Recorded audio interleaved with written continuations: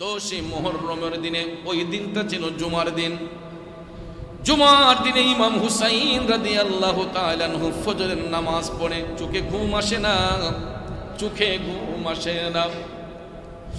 হঠাৎ করে বাহিরে তাকানোর পরে দেখা যায় আকাশটা মেঘাচ্ছন্ন, মেঘে ঢাকা আকাশ, সূর্য ওঠে না। এই পবিত্র আশুরার দিনে আকাশে সূর্য ওঠে না, কারণ সূর্য আলো দিতে চায় না। ইমাম হুসাইনের দরদি হইয়া ওই দিন সূর্য পর্যন্ত লুকিয়ে রয়েছিল, চন্দ্র পর্যন্ত লুকিয়ে রয়েছিল। চন্দ্র সূর্য হুসাইনকে চিনল, কিন্তু দুষ্ট শয়তান এজিদের গোষ্ঠীরা হুসাইনকে চিনতে পারল না। 10 মুহররমের দিনে ইমাম হুসাইন যখন দেখতে পাইলেন সূর্য উদিত হয় না, ইমাম হুসাইন জুমার পূর্বে ইমাম হুসাইন দুলদুল ঘোড়ার কাছে গেলেন। মাথার মধ্যে পাগড়ি মোবারক, ডান হাতের মধ্যে তরবারি জুলফিকার, বাম হাতের মধ্যে হামজা রাদিয়াল্লাহু তাআলা আনহুর ঢাল। হুসাইন ঘোড়ার কাছে গেলেন। দুলদুল ঘোড়ার কাছে যাওয়ার পরে হুসাইন ঘোড়ার মধ্যে উঠবেন, এমন সময় তাঁবুর ভিতর থেকে কলিজার টুকরা বোন যায়নাব রাদিয়াল্লাহু তাআলা আনহা একটা দূর দিয়া ভাইয়ের কাছে চলে গেলেন। কারণ কেমন ভাইয়ের কেমন বোন, যায়নাব রাদিয়াল্লাহু তাআলা আনহা হুসাইন রাদিয়াল্লাহু তাআলা আনহুর কাছে যাইয়া ঝরঝর করে চোখের পানি ছেড়ে কান্না শুরু করে দিলেন। ভাইজান, এই জীবনের প্রথম আমি আপনার মজলুম বোন, আপনার অনুমতি ছাড়া আমি তাঁবুর ভিতর থেকে বের হয়েছি। কারণ এই একটাই আমি দেখেছি, আমি যায়নাব দেখেছি ইতিপূর্বে যত শহীদরা কারবালার ময়দানে শাহাদাত বরণ করেছেন, যারা জিহাদের ময়দানে গেছেন, আমি যায়নাব লক্ষ্য করেছি আপনি ঘোড়ার লাগাম ধরে ধরে সবাইকে ঘোড়ার পিঠে আরোহণ করাইয়া বিদায় দিয়েছেন কারবালার ময়দানে। আর আজকে নবীর কলিজার টুকরা নাতি হুসাইন ঘোড়ার মধ্যে উঠবে, লাগাম টেনে ধরবে কে? এই জন্য ভাইজান আমি যায়নাব আপনার বোন ঘোড়ার লাগাম টেনে ধরতে এসেছি। কেমন ভাইয়ের কেমন বোন যায়নাব রাদিয়াল্লাহু তাআলা আনহা দুলদুল ঘোড়ার লাগামের মধ্যে ধরলেন। হুসাইন টপ টপ করে চোখের পানি ছেড়ে কান্না করে বলতেছেন, বোন যায়নাব, আমার কন্যা সখিনাকে, আমার জাইনুল আবেদিনকে, আমার শহর বানুকে তোমার কাছে আমানতে দিয়ে গেলাম। চোখের পানি ছেড়ে যায়নাব রাদিয়াল্লাহু তাআলা আনহা কান্দে।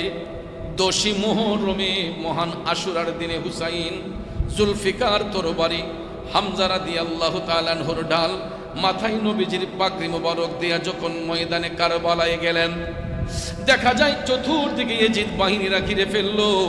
ইমাম হুসাইন তখন তাদেরকে লক্ষ্য করে বললেন, এ জালেমের দলেরা, তাকা আমি হুসাইনের দিকে।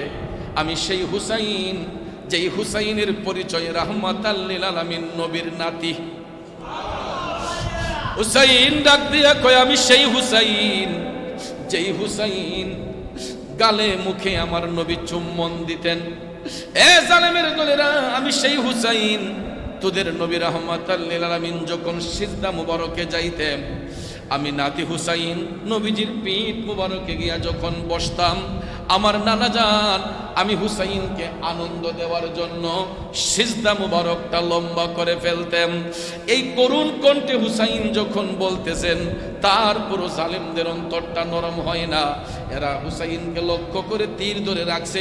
তখন হুসাইন বললেন, দেখি তোদের তীরের শক্তি কত, চালা, আমি হুসাইনের বুকে তীর চালা।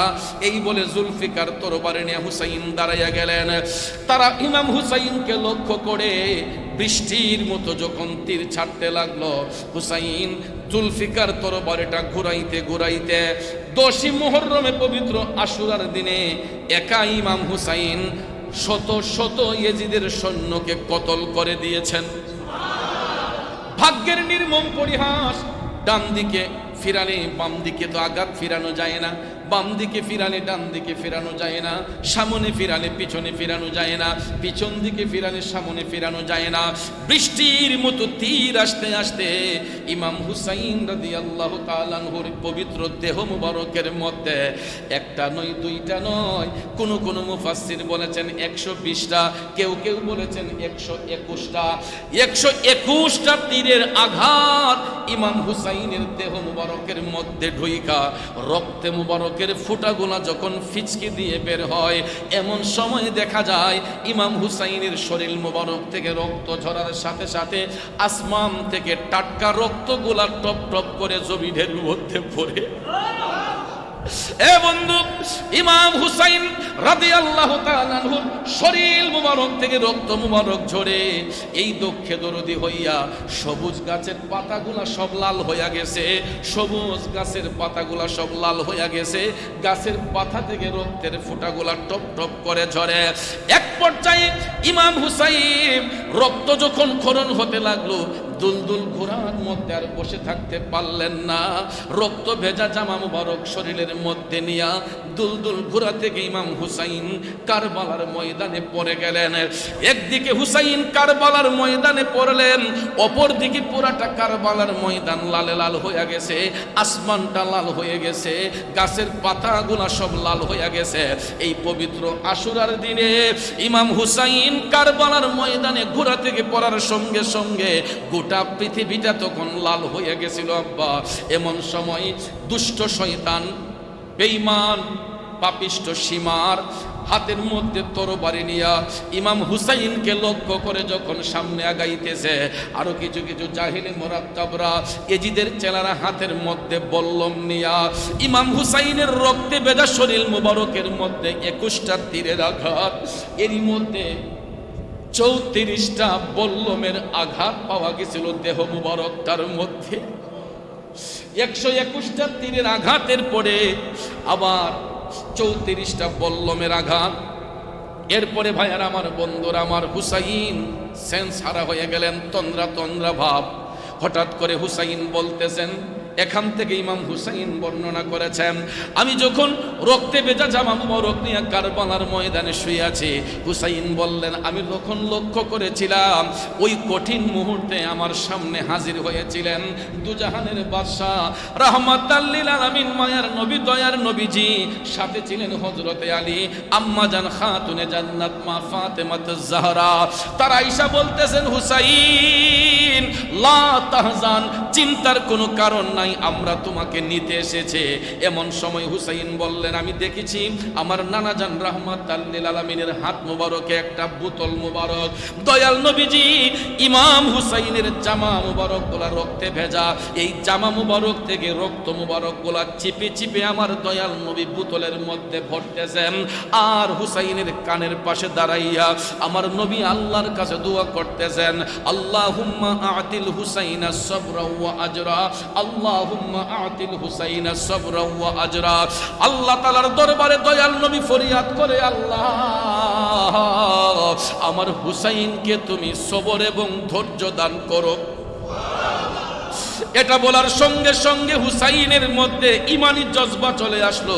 হঠাৎ করে হুসাইন দেখতে পাইলেন, এই দৃশ্য দেখার একটুখানি পরেই হুসাইন দেখতে পাইলেন ওনার বুক মুবারকের মধ্যে পাষণ্ড সীমা রাইসা বৈশা গেছে। জুরে কন্যা নাউজুবিল্লাহ। হুসাইন তখন ডাক দিয়ে বললেন, হে পাপিষ্ট সীমার, আমার নানা জান রাহমাতাল লিল আলামিন তোর সংবাদটা আমাকে 50 বছর আগেই দিয়েছিলেন। নানা জান রাহমাতাল লিল আলামিন বলেছিলেন, কারবালার ময়দানে আমার হুসাইনের বুকের মধ্যে একটা হিংস্র জানোয়ার বসবে। হুসাইন বলতেছেন, এই হিংস্র জানোয়ার তাইলে তুই পাপিষ্ট সীমার। এটা বলার সঙ্গে সঙ্গে এই পাপিষ্ট সীমার হাতের মধ্যে তরবারি নিয়া ইমাম হুসাইনকে আঘাত করতে লাগলো। করতে করতে করতে বাজান 40টা তরবারির আঘাত ছিল ইমাম হুসাইনের পবিত্র দেহ মুবারকে। 40টা তরবারির আঘাত, 34টা বল্লমের আঘাত, 121টা তীরের আঘাত যদি কোনো মানুষের বডির মধ্যে থাকে, আপনারা বলেন ওই মানুষটা কি বাঁচার কথা না মরার কথা? ওই মানুষটার মধ্যে কিছুই থাকার কথা নয়। এরপরে ইমাম হুসাইনের জবান দিয়া আল্লাহ আল্লাহ জিকিরের ধ্বনি বের হচ্ছে।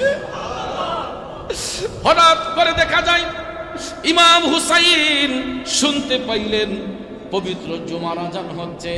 মুয়াজ্জিন সাহেব আজান দিয়ে বলতেছেন আল্লাহু আকবার আল্লাহু আকবার।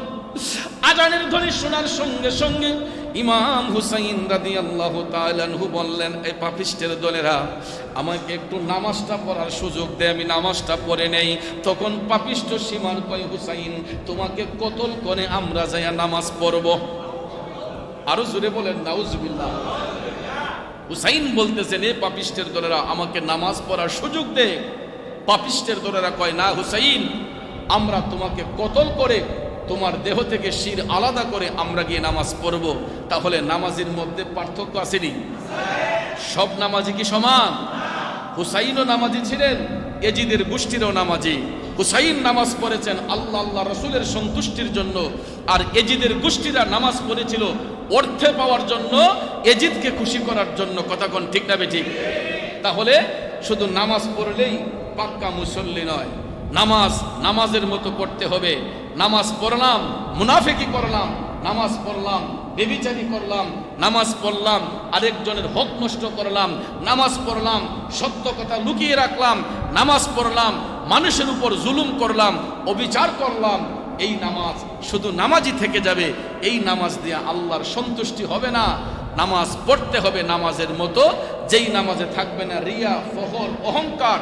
একমাত্র আল্লাহ আল্লাহ রাসূলকে খুশি করার জন্য যেই ইবাদত হবে, যেই নামাজ হবে, এটার দ্বারা মহান আল্লাহর সন্তুষ্টি অর্জন করা সম্ভব হয়। তখন ভাইয়ের আমার ইমাম হুসাইনের হয়ে গেছে তো যাক আলহামদুলিল্লাহ। একটা মিনিট। ইমাম হুসাইনের গলা মুবারকে যখন ছুরি চালাইতেছে, ছুরি তো কাজ করে না। হুসাইন ডেকে বললেন, হে পাপিষ্ঠ সীমার, হাজারটা টান দিলেও এখানে ছুরি তোর কাজ করবে না। কারণ তুই যেই জায়গার মধ্যে ছুরিটা ধরছ, এই জায়গার মধ্যে চুম্বন দিয়েছেন আমার নানা জান রাহমাতাল লিল আলামিন। সঙ্গে সঙ্গে ইমাম হুসাইন এই কথা বলার সঙ্গে সঙ্গে পাপিষ্ঠ সীমার হুসাইনকে ধাক্কা মারলো। হুসাইন ভাবলেন, আর তো রেহাই নাই, এখন আমাকে নামাজ পড়তেই হবে। ইমাম হুসাইন সেজদা বনত হইলেন, তারপরে এজিদের কাছে মাথা নত করেন নাই। হুসাইন না কপাল জমিনে লাগাইয়া তিনি যখন মহান মালিককে সেজদা করতেছেন, এমন সময় হাওলা বিন ইয়াজিদ, ইবনে জিয়াদ এবং সীমার এই তিনটা শয়তানে মিলে, এই তিনটা খন্নাসে মিল্লা ইমাম হুসাইনের গর্দান মুবারকের মধ্যে এমন একটা সেদ মারছে গো। কারবালার ময়দানে ইমাম হুসাইনের বডি মুবারক থেকে কেল্লা মুবারকটা আলাদা হয়ে গেছে। হুসাইন শাহাদাত বরণ করেছেন। আমরা অনেক সময় মৃত্যুর সংবাদটা মাইকের মধ্যে এলান করি, এখন মক্কাবাসী মদিনাবাসীরা কেমনে খবর পাইব? 50 বছর আগেই রাসূল বলেছিলেন যে হুসাইন যেদিন শহীদ হবে, ওই দিন পৃথিবীর সমস্ত মাঠ ঘাট খাল বিলের পানি রক্তে লাল হইয়া যাবে। সত্যি সত্যি দেখা যায় পবিত্র আশুরার দিনে মক্কা শরীফ মদিনা শরীফের অধিবাসীরা, এরা যখন মহিলারা কলস থেকে পানি যখন গ্লাসের মধ্যে নিচ্ছে, আশুরার দিনে দেখা যায় কলসের থেকে পানিগুলা, গ্লাসের ভর্তি পানিগুলা রক্তে লাল হয়ে গেছে। তখন সবাই মনে করছে যে কারবালায় হুসাইন শহীদ হয়ে গেছে। মহিলারা কলস থেকে পানি ঢালে, কলসের পানিগুলা তখন রক্তে লাল, নদীর পানিগুলা রক্তে লাল, খাল বিল যা কিছু ছিল গোটা পৃথিবীটা সেই দিন রক্তে লাল হয়ে গিয়েছিল। সবাই ইমাম হুসাইনের শাহাদাতের সংবাদ পেয়েছে আমার নবীর পূর্ব ঘোষিত সেই সংবাদের মাধ্যমে। এই জন্য ভাইয়ার আমার, আশুরার দিন রং তামাশার দিন নয়, মুহররমের মাস রং তামাশার মাস নয়। যত পারবেন সামাজিক অনুষ্ঠানগুলো এই মুহররমের মাসে অন্তত আমরা না করি। অনেকে কয় হুজুর করলে সমস্যা কি? আরে ভাই, করলে সমস্যা নেই, করেন না, কিন্তু বিবেক তো একটা জিনিস আছে, বিবেক বলতে তো একটা জিনিস আছে। দেখা যায় অনেকে এই মুহররম মাসে আরাম আয়েশ অনেক কিছু করে, কিন্তু অ্যাকচুয়ালি মুমিনদের উচিত হলো অন্তত এই মুহররম মাসে নিজেকে সংযত রাখা। আল্লাহ তাআলা যেন আমাদের সবাইকে সহি বুঝদান করে আহলে বায়াত পাক পাঞ্জাতনের প্রেম ভালোবাসার উপর অটল থেকে বাকি জিন্দেগি চলার তৌফিক দান করেন। সবাই বলি আমিন। 10ই মুহররমে কারবালার ময়দানে ইমাম হুসাইন রাদিয়াল্লাহু তাআলা আনহুকে যারা রক্তে লাল করেছিল, এরা তো কোনো হিন্দু নয়, এরা কোনো বিধর্মী নয়, এরা খ্রিস্টান নয়, এরা ইহুদি নয়, এরা নাসারা নয়। এদের পরিচয়, এরা কেউ মুফতি, কেউ মুহাদ্দিস, কেউ আলেম, কেউ হাফেজ, কেউ কারি, এবং তাদের পরিচয় হলো মুসলমান। যারা এজিদের অনুসারী ছিল, ইমাম হুসাইন রাদিয়াল্লাহু তাআলা আনহুর গর্দান মুবারকে যারা ছুরি চালিয়েছিল, এরা কোনো বিধর্মী নয়, এরা প্রত্যেকেই ছিল মুসলমান। শুধু মুসলমানই নয়, কেউ হাফেজ, কেউ কারি, কেউ মুফতি, কেউ মুহাদ্দিস, কেউ মুফাসসির। চিন্তা করে দেখেন, মুফতি, মুহাদ্দিস, মুফাসসির, কোরআনের হাফেজ হওয়া সত্ত্বেও অর্থের লোভ তাদের অন্তর থেকে মুছে যায় নাই। এই অর্থের লোভে পাপিষ্ঠ সীমা হাওলা বিন ইয়াজিদ, ইবনে জিয়াদ, এই সমস্ত খন্নাসরা কারবালার ময়দানে পবিত্র আশুরার দিনে ইমাম হুসাইন রাদিয়াল্লাহু তাআলা আনহুর পবিত্র গলা মুবারকে ছুরি চালিয়েছিল। কারণ ৯ মুহররমে ইমাম হুসাইন যখন ৭২ জন সদস্য নিয়ে কারবালার ময়দানে গিয়ে একত্রিত হয়েছিলেন, সেই দিন ভাইয়ার আমার প্রায় ৫২ জন শহীদ কারবালার ময়দানে তারা শাহাদাত বরণ করেছিলেন। হাজার হাজার এজিদের সৈন্যকে কতল করে তারপরে ১০ই মুহররমের রাতে, পবিত্র আশুরার রাতে ইমাম হুসাইন ২০ জন সদস্য নিয়ে যখন তাঁবুর ভিতরে আসলেন, আসার পরে সবার গায়ের মধ্যে রক্ত মুবারকের ছিটাফিটা লেগে আছে। তারপরে ইমাম হুসাইন বলতেছেন, রে ওরা আমি হুসাইনের রক্ত পিপাসু, ওরা আর কিছু চায় না, এরা আমি হুসাইনের রক্তে রঞ্জিত হতে চাই। তোমরা আমার জন্য যথেষ্ট করেছো, যেহেতু আমাদের কাফেলায় মহিলা আছে, তাদেরকে সেফটি দিতে হবে, কারণ মুহররম না থাকলে মহিলাদের অবস্থা কি হবে। এই জন্য হুসাইন বললেন, আমি কিয়ামতের ময়দানে আমি দয়াল নবীর কাছে তোমাদের পক্ষে আমি সাক্ষী দেব যে তোমরা আমার জন্য জীবন বাজি রেখেছো। এই আশুরার রাতে ইমাম হুসাইন শেষ বক্তব্য প্রদান করে ১০ই মুহররমের দিনে। প্রিয় ভাইয়েরা আমার, এই বিশ্বভুবনে আল্লাহ রাব্বুল আলামিন আহকামুল হাকিমিন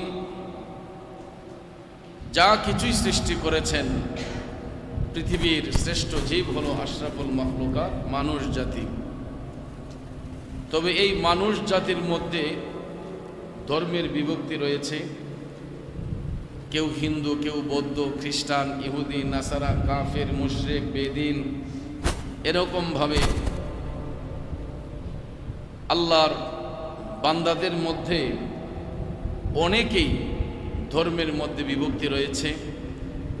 তা আমরা সেই দিক দিয়েও মহান মালিকের দরবারে অতি ভাগ্যবান যে আল্লাহ রাব্বুল আলামিন আমাদেরকে এমন একটি দিনের উপর প্রতিষ্ঠিত রেখেছেন, যেটা হচ্ছে সত্য দিন, দিনিয়াল ইসলাম, যেটার সম্পর্কে রাব্বুল আলামিন আহকামুল হাকিমিন বলেছেন, ইন্নাদ দীনা ইনদাল্লাহিল ইসলাম, আমি আল্লাহর কাছে একটা মাত্র মনোনীত দিন, এটাই হলো দিনিয়াল ইসলাম। আর ইসলাম ধর্মের অনুসারী আমরা যারা রয়েছি, যারা সত্য ইসলামের উপর অটল রয়েছে, যারা হুসাইনি আদর্শের উপর অটল রয়েছে, আমরা সবাই এক বাক্যে মহান মালিককে না দেখে বিশ্বাস করি যে তিনি আমাদের গড, তিনি আমাদের সৃষ্টিকর্তা। ঠিক না বেঠিক? কিন্তু অন্যান্য ধর্মাবলম্বীরা তারা না দেখে তাদের যিশুর ইবাদত করে না। যেই কারণে হিন্দু ধর্মের ভাইয়েরা, এরা যদিও সৃষ্টিকর্তাকে বিশ্বাস করে, এরা যখন ইবাদত করতে যায়, পূজা করতে যায়, তখন দেখবেন তাদের পূজার ঘরে কাদামাটির মূর্তি বানিয়ে এই মূর্তিকে সামনে রেখে তারা তাদের ভগবানকে তাল্লাশ করে, তাদের সৃষ্টিকর্তাকে তাল্লাশ করে। এরকমভাবে ইসলাম ধর্মের অনুসারী ছাড়া অন্যান্য ধর্মাবলম্বী সবাই তাদের আপন আপন গির্জায়, আপন আপন মন্দিরে তারা মূর্তিকে সামনে রেখে তারা গডকে তাল্লাশ করে। আর একটা মাত্র ধর্মের অনুসারী যারা আমরা মুসলমান, আমরা না দেখে মহান মালিককে কায়েম অনুবাদকে বিশ্বাস করি, তিনি আমাদের স্রষ্টা, তিনি আমাদের সৃষ্টিকর্তা। কথা বলেন ঠিক না বেঠিক? আমাদের এই ইমোশনকে নষ্ট করার জন্য আমাদের এই ইমোশনকে নষ্ট করার জন্য বিধর্মীরা নানাভাবে ষড়যন্ত্রে লিপ্ত হয়েছে। কিভাবে আমাদেরকে হকের উপর থেকে ডাইভার্ট করে আমাদেরকে অন্য রাস্তায় নিবে, আমাদেরকে হক রাস্তা ছেড়ে দিয়ে আমাদেরকে মিথ্যার আশ্রয় নেওয়ার জন্য এই কাফের মুশরিকরা এরা অনেক ধরনের ষড়যন্ত্র করতেছে এবং ষড়যন্ত্রে লিপ্ত রয়েছে। এই জন্য আল্লাহ রাব্বুল আলামিন আহকামুল হাকিমিন কালামে পাকে স্পষ্ট করে বলেছেন, বিসমিল্লাহির রহমানির রহিম, ওয়া ইয়াউমা ইয়াহশুরুহুম ওয়া মা ইয়াবুদুনা মিন দুনিল্লাহি ফায়াকুলু ওয়া আনতুম আদলালতুম ইবাদি হাউলাই আম হুম দাল্লুস সাবিল। আল্লাহ তাআলা বলেন যে যেদিন আল্লাহ পাক তাদেরকে অর্থাৎ কাফেরদেরকে, যেদিন আল্লাহ পাক কাফেরদেরকে এবং আল্লাহ ভিন্ন তাদের উপাস্যদেরকে আল্লাহ তাআলা বাদ দিয়ে তাদের যত উপাস্য রয়েছে, যারা মূর্তির পূজা করেছে, অগ্নির পূজা করেছে, নানাভাবে যারা সৃষ্টিকর্তাকে বাদ দিয়ে মহান আল্লাহকে বাদ দিয়ে এরা ভিন্ন আল্লাহ ভিন্ন তাদের অন্যান্য উপাসকদের একত্রিত করবেন রব্বুল আলামিন সেই কঠিন মহাশরে তাদেরকে একত্রিত করবেন এবং জিজ্ঞেস করবেন যে তোমরা আমার বান্দাদেরকে পথভ্রষ্ট করেছ। যারাই মূর্তির পূজায় অগ্নির পূজায় লিপ্ত, আল্লাহ রাব্বুল আলামিন বলতেছেন যে ওই দিন সমস্ত মূর্তি পূজারীদেরকে এবং তাদের উপাস্যদেরকে, যাদেরকে গিয়ে তারা সেজদা করেছিল, যাদেরকে তারা ভক্তি করেছিল, যাদেরকে সামনে রেখে তারা সৃষ্টিকর্তাকে তাল্লাশ করেছিল, ওই সমস্ত মূর্তিগুলো পর্যন্ত রাব্বুল আলামিন সেই দিন হাজির করবেন মহাশরে এবং জিজ্ঞেস করবেন আল্লাহ রাব্বুল আলামিন যে তোমরা আমার বান্দাদেরকে পথভ্রষ্ট করেছ নাকি তারা নিজেরাই পথভ্রষ্ট হয়েছে, নাকি তারা নিজেরাই পথভ্রষ্ট হয়েছে। আল্লাহ তাআলা জিজ্ঞেস করবেন যে তোমরা কি আমার বান্দাদেরকে পথভ্রষ্ট করেছ না তারা নিজেরাই পথভ্রষ্ট হয়েছে। তখন এই কাদামাটি তৈরিকৃত মূর্তি সেদিন জবান খুলে কথা বলবে। এই উপাসকগুলা যাদেরকে উপাসনা করেছিল ছাড়া সেদিন কথা বলবে যে আল্লাহ আমরা কি করব, আমরা তো তোমার সৃষ্টি ছিলাম, তুমি আমাদেরকে সৃষ্টি করেছো, কিন্তু তোমার বান্দারা আমাদেরকে তৈরি করে তারা আমাদেরকে উপাস্য রূপে গ্রহণ করেছে। তখন জবাব দিবেন কি? এই জন্য ভাইয়ার আমার, বন্ধুরা আমার, আল্লাহ রাব্বুল আলামিন এটার দ্বারা শুধু মুসলিমদেরকে নয়, সমস্ত জাতিকে, ধর্ম বর্ণ নির্বিশেষে সমস্ত জাতিকে আল্লাহ তাআলা অ্যালার্ট করেছেন যে তোমরা যা কিছু করো না কেন, অগ্নির পূজা করো, মূর্তির পূজা করো, এইগুলা তোমাদের কোনো কাজে আসবে না, একমাত্র আমি আল্লাহ ব্যতীত। কথা কোন ঠিক না বেঠিক? কারণ আপনারা দেখবেন বিশেষ করে আমাদের দেশে সনাতনী ভাইয়েরা যারা মূর্তির পূজা করেন, তারা ৩৩ কোটি দেবতার পূজা করেন, করার পরে দেখবেন যেই মূর্তিকে সামনে রেখে তারা সেজদা করলো, যেই মূর্তিকে সামনে রেখে তারা নানান ধরনের তপস্যা করলো, সেখানে অনেক সাধনা করলো, অনেক রেয়াজত করলো, করার পরে দেখা যায় আবার এটাকে গাড়ি দিয়ে নিয়ে বা কাঁধে করে নিয়ে পানির মধ্যে ফেলে দিয়ে এটা অনেক নিচ পর্যন্ত ফেলে দিয়ে চলে আসে। এই যে লক্ষ লক্ষ টাকা খরচ করে তারা তাদের দেবতাকে সামনে রেখে পূজা করলো, কিন্তু ওই দেবতার পূজা যখন শেষ হয়ে যায় তখন এটাকে ছুঁড়ে ফেলে দেয়, পানির নিচে ফেলে দেয়, অথবা কোনো চোখের মধ্যে ফেলে দিয়ে আসে। কিন্তু ভাইয়ার আমার, আপনারা বলুন, যাকে আমি তপস্যা করব, যাকে গিয়ে আমি ভক্তি করব, তাকে কি আমি নদীতে ফেলে দিতে পারি? চোখে ফেলে দিতে পারি? তাহলে ভাইয়ার আমার, এটা অন্ধবিশ্বাসে সনাতনী ভাইয়েরা হয়তো তাদের দেবতার পূজা করে। তো যাক, সবার কথা হলো যে আল্লাহ রাব্বুল আলামিন আহকামুল হাকিমিন বলতেছেন যে যেদিন আল্লাহ পাক কাফেরদেরকে এবং আল্লাহ ভিন্ন তাদের উপাসকদেরকে একত্রিত করবেন, তখন আল্লাহ তাদেরকে জিজ্ঞেস করবেন তোমরা আমার বান্দাদেরকে পথভ্রষ্ট করেছ নাকি তারা নিজেরাই পথভ্রষ্ট হয়েছে। সেই দিন সৃষ্টির প্রত্যেকটা বস্তু তাদের জবান খুলে যাবে। আমরা দেখতেছি গাছ কথা বলে না, মাছ কথা বলে না, পশু পাখি আমরা কথা বলে আমরা বুঝি না, কিন্তু কঠিন হাসরের ময়দানে প্রত্যেকটা সৃষ্টির ভাষা বোঝার মতো শক্তি আল্লাহ রাব্বুল আলামিন সবাইকে দান করবে। সবাইকে সেই দিন প্রত্যেক ভাষা বোঝার ক্ষমতা আল্লাহ দান করবে। কারণ তাদের অ্যাপ্লিকেশনটা যদি আমরা না বুঝি তাহলে কিভাবে আমরা ধরতে পারবো যে আমরা তাদের সঙ্গে অন্যায় করেছি, অবিচার করেছি। এই জন্য কঠিন হাসরের ময়দানে সবার ভাষা হয়ে যাবে এক, সবার ভাষা হয়ে যাবে এক, সমস্ত প্রাণীর ভাষা হয়ে যাবে এক। আমরা যেই প্রাণীগুলা, গৃহপালিত প্রাণীগুলা আমরা আমাদের ঘরে লালন পালন করেছি, অনেক সময় দেখবেন আমরা গৃহপালিত পশুদেরকে লালন পালন করতে গিয়ে তাদের উপর টর্চারিং করি, বেত্রাঘাত করি, ডানে যাও, বামে যাও, সামনে যাও, পিছে যাও, এরকমভাবে দেখবেন বেত্রাঘাত করি। বলুন, আমাদের গৃহপালিত পশুগুলা আমাদের সঙ্গে কোনো প্রতিবাদ করে? কারণ আমরা এক কথায় বলে দিই, এগুলা হাইওয়ান বস্তু, এগুলা হাইওয়ান বস্তু বলে আমরা চালিয়ে দিই, যেগুলা তোর কথা বলতে পারে না। কিন্তু আমরা এটার উপর টর্চারিং করি, যা কিছু করি না কেন। ভাইয়ার আমার, বন্ধুরা আমার, দুনিয়াতে হয়তো আমার গৃহপালিত পশু হওয়া সত্ত্বেও আমি তার ভাষাটা বুঝতে পারি না, কিন্তু হাসরের ময়দানে শুধু গৃহপালিত পশু কেন, সৃষ্টির প্রত্যেকটা বস্তুর ভাষা সেদিন এক হয়ে যাবে। মহান মালিকের আদালতে সবাই যখন উত্থাপিত হবে, উপস্থিত হবে, তখন গোটা পৃথিবীটা হাসরের ময়দান হয়ে যাবে। তখন আর কিছু থাকবে না, সব কিছু বিলীন হয়ে যাবে। কুল্লু মান আলাইহা ফান, সব কিছু, পৃথিবীর সব কিছু বিলীন হয়ে যাবে। ওয়ায়াবকা ওয়াজহু রাব্বিকা যুল জালালি ওয়াল ইকরাম, একমাত্র মহান মালিকের জালালিয়ত ছাড়া সেই দিন আর কিছুই থাকবে না। ভাইয়েরা আমার, সব কিছু চুরমার হয়ে যাবে, একদম বিলীন হয়ে যাবে। গোটা পৃথিবীটা হাসরের ময়দান হয়ে যাবে। সেই দিন সেই হাসরের ময়দানে সৃষ্টির প্রত্যেকটা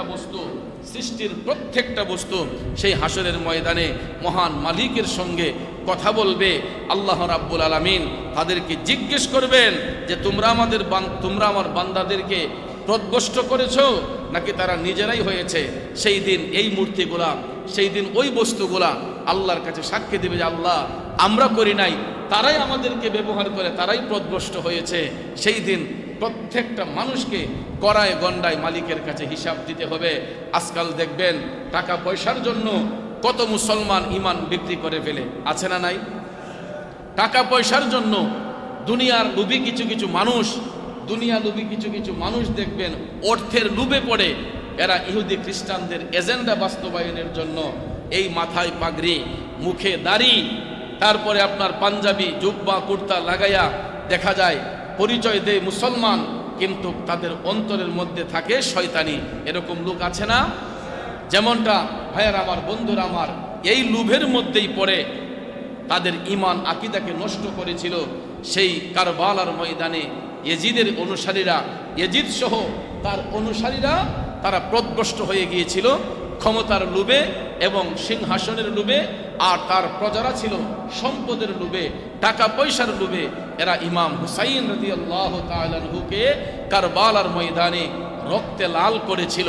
বন্ধুরা আমার, এই রক্তে ভেজা মাস কারবালার মাস, এই মাস আমাদেরকে শিক্ষা দেয় যে ইমাম হুসাইন রাদিয়াল্লাহু তাআলা আনহু হকের উপর প্রতিষ্ঠিত ছিলেন, সত্যের উপর প্রতিষ্ঠিত থেকে তিনি কারবালার ময়দানে কতল হয়েছেন, শহীদ হয়েছেন।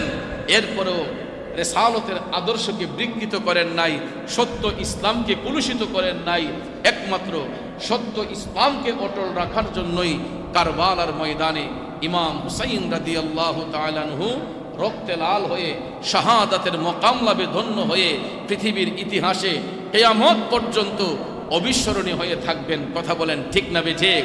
প্রিয় ভাইয়ের আমার, ভাগ্যের নির্মম পরিহাস, গত জুমার দিনে আমি সোহাদে কারবালার আলোচনা 10ই মুহররম থেকে আলোচনা করার কথা ছিল, কিন্তু সমস্যার কারণে, আমি পারিবারিক সমস্যার কারণে আসতে আমার কষ্ট হয়েছে। তাছাড়াও রাস্তায় প্রচুর জ্যাম থাকার কারণে আসা সম্ভব হতো না। যদি আসতাম, আসা সম্ভব হতো না, রাস্তাঘাটে প্রচুর জ্যাম থাকে। এই জন্য একদিন আগেই প্রিপারেশন নিয়ে আসতে হয়। যাক, সেই দিকে যাচ্ছি না।